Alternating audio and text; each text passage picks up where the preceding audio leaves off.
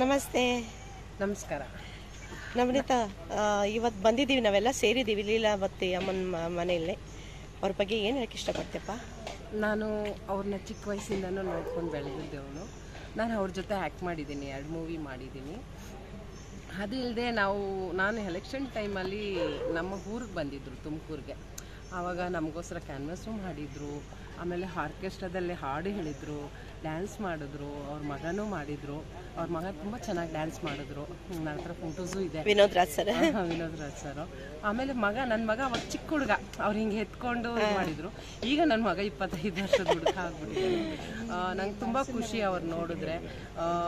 ಎಲ್ಲಿ ಸಿಕ್ಕಿದ್ರು ಅವ್ರ ಬಾಯಿ ತುಂಬ ಮಾತಾಡಿಸ್ತಾರೆ. ಅವ್ರದ್ದು ಗಾಂಧಿನಗರದಲ್ಲಿ ಆಫೀಸ್ ಇದೆ, ಅಲ್ಲಿ ಆ ಕಡೆ ಎಂತಾದ್ರು ಹೋದಾಗ ಅವ್ರು ಯಾರಾದ್ರು ಕಂಡ್ರೆ ತುಂಬ ಚೆನ್ನಾಗಿ ಮಾತಾಡಿಸ್ತಾರೆ. ಒಬ್ಬ ದೊಡ್ಡ ಸ್ಟಾರ್ ಅನ್ನೋ ಒಂಥರ ಏನಂತ ದುರಂಕಾರ ಯಾವುದೂ ಇಲ್ಲ ಅವ್ರಿಗೆ. ಅಮ್ಮ ನಮಸ್ತೆ. ನಮಸ್ತೆ. ನಮ್ಮ ಲೀಲಾವತಿ ಅವ್ರ ಬಗ್ಗೆ ಸ್ವಲ್ಪ ಹೇಳಿ, ಯಾಕೆಂದ್ರೆ ನಾವೆಲ್ಲ ಇವತ್ತು ಕಲಾವಿದರು ಸೇರಿದ್ದೀವಿ ಅವ್ರ ಮನೆಯಲ್ಲಿ. ಹೌದು, ನನ್ನ ಹೆಸರು ಮಾಲತಿ ಶ್ರೀ ಮೈಸೂರು ಅಂತ. ನಾನು ರಂಗಭೂಮಿ ಕಲಾವಿದೆ. ಆದರೆ ಲೀಲಾವತಿ ಅಮ್ಮವ್ರ ಬಗ್ಗೆ, ಅವ್ರ ಪಾತ್ರದ ಬಗ್ಗೆ ನನಗೆ ತುಂಬ ಅಭಿಮಾನ ಇತ್ತು. ಹಾಗೆ ಜಯಂತಿಯವರು, ಪ್ರತಿಯೊಬ್ಬರೂ, ಅದರಲ್ಲಿಯೂ ಲೀಲಾವತಿ ಅಮ್ಮವರು ನನಗೆ ತುಂಬ ಇಷ್ಟ. ನಾನು ಆವಾಗವಾಗ ನೋಡ್ಬೇಕಂತಿದ್ದಾಗ ಯಾವುದಾದ್ರೂ ಒಂದು ಕಾರ್ಯಕ್ರಮದಲ್ಲಿ ಸಿಗ್ತಿದ್ರು. ವಿನೋದ್ ಸರ್ ಅವರು ಅಮ್ಮನ ಜೊತೆಲಿ ಕರ್ಕೊಂಡು ಬರೋರು, ಯಾವಾಗ್ಲೂ ತಾಯಿಗೆ ತಕ್ಕ ಮಗ. ನಾವು ಅವ್ರನ್ನ ಮಾತಾಡಿಸ್ಬೇಕಂದ್ರೆ ಅಷ್ಟು ಗಲಾಟೆನಲ್ಲಿ ಆಗ್ತಾನೇ ಇರಲಿಲ್ಲ, ನಿರಾಶೆ ಆಗ್ಬಿಡ್ತಿದ್ದೆ. ಆಮೇಲೆ ಒಂದ್ಸಲ ನಂದೀಶ್ ಅಂತ ನಮಗೆ ಪರಿಚಯ, ಅವ್ರ ಹತ್ರ ಹೇಳಿದ್ದೆ, ನಾನು ಅಮ್ಮನ ಮಾತಾಡಿಸ್ಬೇಕು ಅಂತ, ಕರ್ಕೊಂಡು ಹೋಗೋಣ ಅಂದ್ಬಿಟ್ಟು ಕರ್ಕೊಂಡ್ ಬಂದಿದ್ರು. ಅವಾಗ ಹೋಗಿ ಒಂದು ಪುಟ್ಟದಾಗಿ ಒಂದು ಸನ್ಮಾನ ಮಾಡಿ ಮಾತಾಡ್ಸ್ಬಿಡ್ಬೇಕಂತ ಬಂದೆ. ಎಷ್ಟು ಹಚ್ಕೊಂಡ್ರಂದ್ರೆ ವಿನೋದ್ ರಾಜ್ ಸರ್ನು ಅಷ್ಟೇ ಪ್ರೀತಿಯಿಂದ ಮಾತಾಡಿದ್ರು. ಅಮ್ಮನೂ ಅಷ್ಟೇ, ಹೋದ ಕೂಡಲೇ ನಮಸ್ಕಾರ ಮಾಡಿದೆ, ಮಾತಾಡಿಸ್ದೆ, ಬಿಟ್ಟು ಸಂಗೆ ನೋಡ್ತಾ ಇದ್ರು. ನನ್ನ ಹೆಸರೆಲ್ಲ ಹೇಳಿ ಕಂಪ್ನಿ, ನಾಟಕದ ಕಂಪ್ನಿ ಅಂದ ಕೂಡಲೇ ಅವ್ರಿಗೆ ಎಷ್ಟು ವರ್ಷದೆಲ್ಲ ನೆನಪಾಗ್ಬಿಡ್ತು.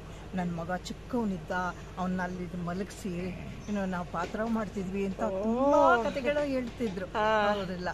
ಆಮೇಲೆ ಅವ್ರು ಮಾಡಿದ ಸಿನಿಮಾ ಹಾಡುಗಳನ್ನ ನಾನು ಹೇಳಕ್ ಶುರು ಮಾಡಿದ ಕೂಡಲೇ ಅಷ್ಟು ಸುಸ್ತಾಗಿ ಮಲಗಿದ್ದವರು ಮಲ್ಕೊಂಡಲ್ಲೇನೆ ಡ್ಯಾನ್ಸ್, ಅಷ್ಟು ಖುಷಿ ಆಗ್ಬಿಡ್ತು ಅವ್ರಿಗೆ. ಆಮೇಲೆ ಎದ್ದೇಳಕ್ ಆಗ್ತಿರ್ಲಿಲ್ಲ ಅಂತಿದ್ರು. ಅವರು ಮಲ್ಕೊಂಡಿದ್ದ ಕಾಟಿಂದ ಹೊರಗಡೆ ಬಂದು ನಿಂತ್ಕೊಂಡು ಮಾಲ್ತಿ ಕೂತ್ಕೋ ಅಂತ ಎಲ್ಲ ಹೆಚ್ಚಿಗೆ ಮಾಡಿದ್ರು. ಆಮೇಲೆ ಅವರು ವಿನೋದನ ಊಟ ಮಾಡಲಿ ಅವರು, ಊಟ ಮಾಡಿದ್ಮೇಲೆ ಮಾತಾಡ್ತಾರೆ, ನೀನು ಬೇಗ ಬಂದುಬಿಡ್ಬೇಕು ಊಟ ಮಾಡಿಕೊಂಡು ನನ್ನ ಹತ್ರ. ಆಯ್ತಮ್ಮ ಬರ್ತೀನಿ ಅಂತಂದೆ.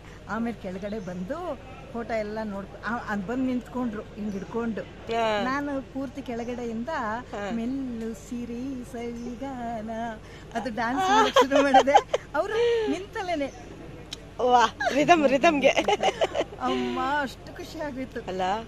ಕಡೆಯಲ್ಲಿ ಹೇಳ್ತಿದ್ರಂತೆ ವಿನೋದಣ್ಣ, ಮಾಲ್ತಿಯಮ್ಮನ ಒಬ್ಬರು ಕರ್ಕೊಂಡ್ಬಂದು ಬಿಟ್ಬಿಟ್ರೆ ಅವ್ರ ಹತ್ರ ಖುಷಿ ಆಗ್ಬಿಡ್ತಾರೆ. ಯಾವಾಗ್ಲೂ ಏನಿದ್ರು ಆರ್ಟಿಸ್ಟ್ ಬಾಡಿ ಲ್ಯಾಂಗ್ವೇಜ್ ಬಿಡಲ್ಲ, ಹಾಡು ಕೇಳ್ತಾ ಅವತ್ತು ನನಗೆ ಎಷ್ಟು ಖುಷಿ ಆಯ್ತು ಅಂದ್ರೆ. ಮತ್ತೆ ಬಂದ್ಮೇಲೆ ಅಷ್ಟೇ, ವಿನೋದಣ್ಣ ಯಾರು ಬಂದ್ರು ಎಲ್ಲರಿಗೂ ಊಟ ಮಾಡಿಸಿ, ನಾನ್ ವೆಜ್ ಊಟ ಮಾಡೋರಿಗೆ ನಾನ್ ವೆಜ್, ವೆಜಿಟೇರಿಯನ್ ಸಾಕಷ್ಟು ಎಲ್ಲರಿಗೂ ಹೊಟ್ಟೆ ತುಂಬ ಊಟ ಮಾಡಿಸಿ, ಹೊಟ್ಟೆ ತುಂಬ ಖುಷಿಯಾಗುವಷ್ಟು ಮಾತಾಡಿ ನಮ್ಮನ್ನ ಕಳಿಸ್ಕೊಟ್ರು. ತುಂಬಾ ಸಂತೋಷ ಆಯ್ತು. ನಾನು ನಿನ್ನೆ ಇರ್ಲಿಲ್ಲ, ಬೆಳಗಾಂ ಹತ್ರ ಗೋಕಾಕ್ ಹೋಗಿದ್ದೆ. ಅವಾಗ ಒಂದು ಫೋನ್ ಬಂತು, ಎಲ್ಲಾ ಕಲಾವಿದ್ರು ಅಮ್ಮನ ನೋಡಕ್ಕೆ ಹೋಗ್ತಾ ಇದ್ದೀವಿ, ಅದಕ್ಕೇನು ಬರ್ಬೇಕಂತ. ಇನ್ನೂ ಎಷ್ಟೋ ಕೆಲಸಗಳಿತ್ತು, ಎಲ್ಲ ಬಿಟ್ಬಿಟ್ಟು ರಾತ್ರಿ ಹೊರಟು ಬೆಳಗ್ಗೆ ಬಂದೆ. ನೋಡಿ, ಅದೇ ಖುಷಿ ಅಲ್ವಾ. ಬಂದ ತಕ್ಷಣ ಹೋಗಿ ನಮಸ್ಕಾರ ಮಾಡಿದೆ, ಹಿಂಗೆಲ್ಲ ಹಿಡ್ಕೊಂಡ್ರು. ಅದೇನು ಅವಾಗ ನೆನಪಿತ್ತೋ ಏನೋ ಗೊತ್ತಿಲ್ಲ ನನಗೆ, ಕಣ್ ತುಂಬಾ ನೀರು ತುಂಬಿಕೊಂಡ್ರು. ಅಂದ್ರೆ ಅವ್ರಿಗೆ ಏನು ಅಂದ್ರೆ ಅವ್ರಿಗೆ ಹೇಳ್ಕೊಳಕ್ ಆಗ್ತಿಲ್ಲ. ಹೌದು, ಎಲ್ಲಾ ಕಲಾವಿದ್ರ ಜೊತೆ ಬೆರಿಬೇಕು. ಹೌದು, ಇನ್ನು ಅದು ಹೋಗಲ್ಲ ಹೋಗಲ್ಲ ನಿಜಾನೇ.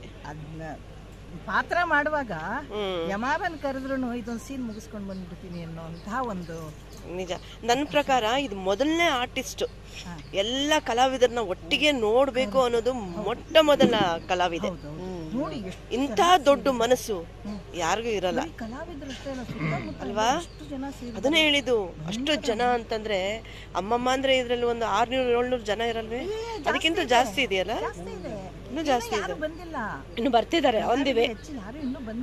ನನಗನ್ಸುತ್ತೆ 1000 ಮೇಲೆ ದಾಟ್ಬೋದು ಅಂತ. ಈಗ್ಲಷ್ಟೇನೆ 700 ಮೇಲೆ ಇದ್ದಾರೆ ಜನ. ಇದ್ದಾರೆ. ಕಲಾವಿದರು ಇನ್ನೂ ಕಲಾವಿದರು ಇನ್ನೂ ಬರ್ತಾ ಇದ್ದಾರೆ. ಬೆರಳೆಣಿಕೆ ಅಷ್ಟು ಬಂದಿದ್ದಾರೆ. ಈಗ ದೇವ್ರು ಅವ್ರಿಗೆ ಆರೋಗ್ಯ ಕೊಟ್ಟು ಚೆನ್ನಾಗಿ ಕಾಪಾಡ್ಲಿ, ಆಯಸ್ ಕೊಟ್ಟು ಕಾಪಾಡ್ಲಿ ಅಂತ ಪ್ರಾರ್ಥನೆ ಮಾಡೋಣ. ಐಶ್ವರ್ಯ ಕೊಟ್ಟು ವಿನೋದ್ ರಾಜಣ್ಣವ್ರಿಗೂ ನಿಜ ದೇವ್ರು ಚೆನ್ನಾಗಿರ್ಲಿ ಅಂತ ನಾವು ಮನಸ್ಸಾರೆ ಹರಿಸ್ತೀವಿ. ಒಟ್ಟಿನಲ್ಲಿ ನನ್ನ ಆಸೆ ಅವ್ರನ್ನ ನೋಡಬೇಕು, ಅವ್ರ ಆಶೀರ್ವಾದ ತಗೋಬೇಕಂತ ನನ್ನ ಆಸೆನೂ ಪೂರೈಸ್ಕೊಂಡು ಅದೇ ನನಗೊಂದು ಖುಷಿ. Thank you.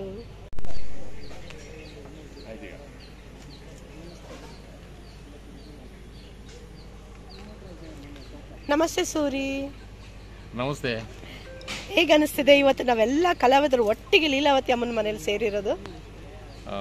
ನಮ್ಮ ಹಿರಿಯ ಕಲಾವಿದರು ದೊಡ್ಡಣ್ಣ, ಪದ್ಮಾವಸಂತಿ ಇವರೆಲ್ಲರೂ ಸೇರಿ ನಮ್ಮನ್ನು ಕರೆದ್ರು. ಲೀಲಾವತಿ ಅವರು ತೋಟಕ್ಕೆ ಹೋಗೋಣ, ಅವರು ಎಲ್ಲ ಕಲಾವಿದರು ಒಟ್ಟಿಗೆ ನೋಡಬೇಕಂತೆ ಅವರ ಆಸೆ. ಒಟ್ಟಿಗೆ ಊಟ ಮಾಡಿ ಎಲ್ಲರೂ ನೋಡಬೇಕು ಅಂತ, ನಾವು ಕಣ್ ತುಂಬಿಸ್ಬೇಕು ಅಂತ ಒಂದು ಆಸೆಯಿಂದ ನಮ್ಮನ್ನೆಲ್ಲ ಕರೆದಿದ್ದಾರೆ. ಸುಮಾರು ಜನ ಕಲಾವಿದರುಗಳು ಬರ್ತಾಯಿದ್ದಾರೆ, ಒಬ್ಬೊಬ್ಬರಾಗೆ ನಾವೆಲ್ಲ ಬಂದು ಸೇರಿದ್ದೀವಿ. ಲೀಲಾವತಮ್ಮ ಕನ್ನಡ ಚಿತ್ರರಂಗದಲ್ಲಿ ಭಾಳ ಹಿರಿಯ ನಟಿ, ನಾಯಕ ನಟಿಯಾಗಿ ಬಂದು ನಂತರ ಪೋಷಕ ಪಾತ್ರದಲ್ಲೂ ಕೂಡ ಮೆರೆಗಿದ್ರು. ರಾಜ್ಕುಮಾರ್ ಅವರ ಸಮಕಾಲೀನರು ಮತ್ತು ಭಾಳಷ್ಟು ನಾಯಕ ನಟರ ಜೊತೆ ಹೀರೋಯಿನ್ ಆಗಿ ಮತ್ತು ಪೋಷಕ ಪಾತ್ರದಲ್ಲಿ ಮಿಂಚಿದ್ದಾರೆ. ಸುಮಾರು 50 ವರ್ಷ ಕನ್ನಡ ಚಿತ್ರರಂಗಕ್ಕೆ ದುಡಿದಿದ್ದಾರೆ, ಕನ್ನಡ ಚಿತ್ರರಂಗನ ಆಳಿದ್ದಾರೆ. ಮತ್ತು ಸುಮಾರು 600ಕ್ಕೂ ಹೆಚ್ಚು ಕನ್ನಡ, ತೆಲುಗು, ತಮಿಳಲ್ಲಿ ಅವರು ಅಭಿನಯಿಸ್ತಿದ್ದಾರೆ. ಎಲ್ಲರ ಕನ್ನಡ ನಾಡಿನ ಎಲ್ಲ ಅಭಿಮಾನಿಗಳಿಗೆ ಕಣ್ಮಣಿಯಾಗಿದ್ದಾರೆ. ಇವ್ರ ತೋಟದಲ್ಲಿ ನಾವು ಇವತ್ತು ಸೇರಿದ್ದೀವಿ. ಅಮ್ಮನಿಗೆ ಆ ದೇವರು ಆಯುರಾರೋಗ್ಯ ಐಶ್ವರ್ಯ ಕೊಟ್ಟು ಕಾಪಾಡಲಿ. ನಮ್ಮೆಲ್ಲರ ಪರವಾಗಿ ಅವರು ಸದಾ ಹಸನ್ಮುಖಿಯಾಗಿ ಅವರು ಎಲ್ಲಿವರೆಗೂ ಬದುಕಿರ್ತಾರೋ ಅಲ್ಲಿವರೆಗೂ ನಗನಗ್ತಾ ನೆಮ್ಮದಿಯಿಂದ ಈ ಪರಿಸರವನ್ನು, ಪ್ರಕೃತಿಯನ್ನು ಸವಿಯುವಂಥ ಅವಕಾಶ ದೇವರು ಕೊಡಲಿ. ಯಾವುದೇ ನೋವುಗಳನ್ನು ಕೊಡದೇ ಇರಲಿ, ದೇಹಕ್ಕೆ ಆಯಾಸ ಆಗದೇ ಇರಲಿ ಅಂತ ನಾವು ಕಳಕಳಿ ಪ್ರಾರ್ಥನೆ ಮಾಡ್ಕೊತೀವಿ. Thank you. Thank you.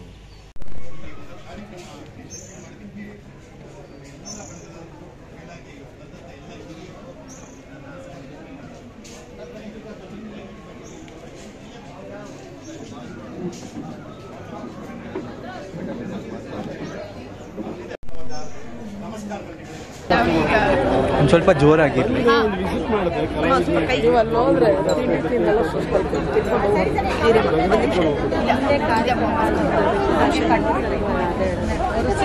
ಭಾಳ ವರ್ಷಗಳ ಗೆಳೆತನ ನಮ್ಮದು. ಲೀಲಾವತಿ ಅಮ್ಮ ಅವರು ಮತ್ತು ನಾವು ಯಜಮಾನ್ರಿಗೂ ನಾವು ಹಾಡಿದರೆ ಅವ್ರಿಗೆ ತುಂಬ ಇಷ್ಟ ಆಗ್ತಾರೆ. ಎಷ್ಟು ಅಪ್ರಿಷಿಯೇಟ್ ಮಾಡ್ತಾಯಿದ್ರು. ನಮ್ಮ ಮನೆಗೆಲ್ಲ ಬಂದಿದ್ದರು ಮೆಡ್ರಾಸಲ್ಲಿ. ಆಮೇಲೆ ಅವ್ರು ಹೇಳಿದ್ರು ನಿಮ್ಮನ್ನು ಇಟ್ಕೊಂಡು ನಾನು ಒಂದು ಪಿಕ್ಚರ್ ಮಾಡ್ತೀನಿ ಅಂತ ಬೇರೆ ಹೇಳಿದರು. ಬಟ್ ಅದಂತೂ ಆಗಲಿಲ್ಲ. ಏನೇ ಇರಲಿ, ಅದೇ ಅಮ್ಮ ಅಂದರೆ ನಮಗೆ ತುಂಬ ತುಂಬ ಪ್ರೀತಿ. ಅವರು ಎಷ್ಟು ಹಳೆಯವರು ಆದರೂ ಇವತ್ತಿನ ನಮ್ಮಂಥವ್ರ ಜೊತೆ ಅವ್ರು ಹೆಂಗೆ ಅವರು ಕರೆಸ್ಕೊಂಡು ಎಷ್ಟು ಚೆನ್ನಾಗಿರ್ತಿದ್ರು. ನಾವು ಒಟ್ಟಿಗೆ ಬಂಜಾರ ಪಿಕ್ಚರಲ್ಲಿ ನಾವು ಆ್ಯಕ್ಟ್ ಮಾಡಿದ್ವಿ. ಆವಾಗ ತುಂಬ ಚೆನ್ನಾಗಿದ್ವಿ. ಅದಾದಮೇಲೆ ಹೋಗಿ ನಾವು ನೋಡ್ತಾ ಇದ್ವಿ. ಮತ್ತು ನಮ್ಮ ವಿನೋದ್ ಅಷ್ಟೇ, ವಿನೋದ್ ರಾಜ್ ಅಂದರೆ ನಾನು ಹೇಳಿದೆ, ವಿನೋದ್ ರಾಜ್ ಏನು ಡ್ಯಾನ್ಸ್ ಡ್ಯಾನ್ಸಲ್ಲಿ ತುಂಬ ಚೆನ್ನಾಗಿ ಡ್ಯಾನ್ಸ್ ಮಾಡಿದ್ರಿ ಅಂತ. ಅಯ್ಯೋ ಅಮ್ಮ, ನಾನು ನಿಮ್ಮ ಡ್ಯಾನ್ಸ್ ನೋಡಿನೇ ನಾನು ಸಿಂಗಪೂರ್ ಹೋಗಿ ಆ ಡ್ಯಾನ್ಸ್ನ ಕಲ್ತಿದ್ದು ಗೊತ್ತಾ. ಏನೇ ಇಲ್ಲಪ್ಪ, ಈ ಡ್ಯಾನ್ಸ್ ತುಂಬ ಚೆನ್ನಾಗಿತ್ತು ಅಂತ. ಏನು ಅವರಿಬ್ಬರು ಅಮ್ಮ ಮಗ ಇಬ್ಬರು ಇಷ್ಟು ಒಬ್ಬರನ್ನ ಒಬ್ಬರು ಬಿಟ್ಟು ಇರ್ತಿರ್ಲಿಲ್ಲ. ಅಂಥದ್ರಲ್ಲಿ ಆ ದೇವರೇ ನಮ್ಮ ವಿನೋದಿಗೆ ಶಕ್ತಿ ಕೊಡಬೇಕು. ಅವ್ರ ತಾಯಿ ಯಾವಾಗಲೂ ಅವ್ರ ಜೊತೆನೇ ಇರ್ತಾರೆ ಅಂತ ನನಗನ್ಸುತ್ತೆ. ಅವರನ್ನು ಬಿಟ್ಟು ಅವ್ರು ಹೋಗಲ್ಲ. ಅದೇ ರೀತಿ ವಿನೋದ್ ರಾಜು ಅಷ್ಟೇ. ತಾಯಿ ಅಂದರೆ ಅವ್ರಿಗೆ ಅಷ್ಟು ಪ್ರೀತಿ. ತಾಯಿ ಬಿಟ್ಟು ಅವ್ರಿಗೆ ಬೇರೆ ಲೋಕನೇ ಗೊತ್ತಿಲ್ಲ. ಅದರಿಂದ ಆ ತಾಯಿ ಯಾವಾಗಲೂ ವಿನೋದ್ ರಾಜ್ ಜೊತೆನೇ ಇರ್ತಾರೆ. ಅದನ್ನೇ ನಾನು ವಿನೋದ್ ರಾಜ್ಗೆ ಒಂದೊಂದು ಸಲ ಹೇಳೋದು, ನಿಮ್ಮಮ್ಮ ನಿಮ್ಮನ್ನು ಬಿಟ್ಟು ಹೋಗೋಲ್ಲಮ್ಮ, ನಿಮ್ಮ ಜೊತೆನೇ ಇರ್ತಾರೆ. ಮೊನ್ನೆ ನಾವು ಸದ್ಯ ಅವ್ರ ಜೀವಂತ ಇರುವಾಗಲೇ ನಾವು 2 ಸಲ ಹೋಗಿದ್ವಿ. ಮೊದಲನೇ ಸಲ ನಾವು ಅವ್ರ ಜೊತೆ ಮಾತಾಡಿದ್ವಿ. ಅವರು ಮಾತಾಡಿದ್ರು, ಹಾಡಿದ್ರು, ಒಂದೆರಡು ಡ್ಯಾನ್ಸ್ ಸ್ಟೆಪ್ಸ್ ಬೇರೆ ಹಾಕಿದ್ರು. ಆವಾಗಲೂ ನೋಡಿದ್ವಿ. ಆಮೇಲೆ ಹೋಗಿದ್ವಿ. ಆಮೇಲೆ ಅವ್ರು ಮಾತಾಡಲಿಲ್ಲ. ನಾವು ಹಾಗೆ ನೋಡಿಕೊಂಡು ನಮಸ್ಕಾರ ಮಾಡ್ಕೊಂಡು ಬಂದ್ವಿ. 3ನೇ ಸಲ ಹೋಗೋ ಹೊತ್ತಿಗೆ ಅವರಿಲ್ಲ. ಏನು ಮಾಡೋಣ, ಇದೇ ಪ್ರಪಂಚ. ನಾನೇನು ಚಿಕ್ಕವಳಿಲ್ವಲ್ಲ, ನಮ್ಮದು ನೆಕ್ಸ್ಟ್ ನಾವು ಹೋಗೋದೆ. ಆದರೆ ಹೋಗೋಕ್ಕೆ ಮುಂಚೆ ನಾನಿನ್ನು ಏನೇನೋ ಸಾಧಿಸಬೇಕು ಅಂತ ಇದ್ದೀನಿ. ಅವ್ರ ಮೇಲಿಂದ ನನಗೆ ಆಶೀರ್ವಾದ ಮಾಡ್ತಾರೆ. ಏನು ಸಾಧನೆ ಮಾಡಬೇಕು ಮಾಡ್ತೀವಿ. ನಮ್ಮ ಲೀಲಾವತಿ ಅಮ್ಮ ಅಂದರೆ ತುಂಬ ಪ್ರಾಣ.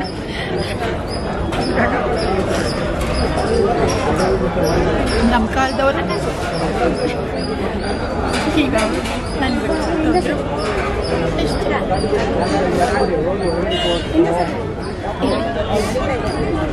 ದೇವ್ರ ಹತ್ರ ಹೋಗಿ ಸಾಕಷ್ಟು ಕಷ್ಟಪಟ್ಟಿದ್ದಾರೆ. ಇಲ್ಲಿ ಮುಂದೇನಾದರೂ ದೇವರವ್ರನ್ನ ಅಲ್ಲೇ ಒಳ್ಳೆ ಹೂ ಥರ ನೋಡ್ಕೊಳ್ತಾರೆ ಅಂತ ನಮ್ಗೆ ಅನ್ಸುತ್ತೆ. ಯಾಕೆಂದರೆ ಅಮ್ಮ ಮನಸ್ಸಿಗೆ ಹೂ ಥರ.